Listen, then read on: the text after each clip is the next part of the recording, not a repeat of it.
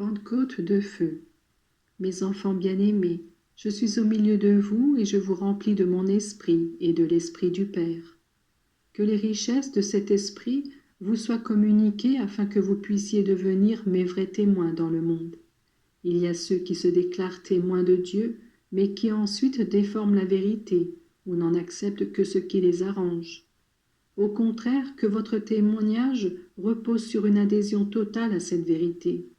Que l'esprit de sagesse et d'intelligence éclaire chaque jour davantage votre esprit, et que votre foi ne subisse ni changement, ni doute ou hésitation. Le roc sur lequel vous êtes basé et devez construire votre perfection est la pierre angulaire sur laquelle j'ai édifié l'Église. C'est moi-même, et qui est avec moi ne peut rester déçu. Je vous enrichis du don de science, afin que vous voyiez les vérités dans une lumière divine et que vous puissiez avec facilité remonter de la terre au ciel en toutes choses. L'Esprit qui vous guide vous donnera la force dans toutes les batailles de la vie, et vous conseillant le bon et le meilleur, il vous dirigera afin que vous puissiez accomplir toutes les œuvres que comportent votre vocation et votre mission. Sachez correspondre, et enrichissez-vous d'amour de Dieu et du prochain. Faites que votre piété chrétienne en devienne la manifestation. Si vous aimez intensément, vous ne pourrez être privé de la sainte crainte de l'offensé.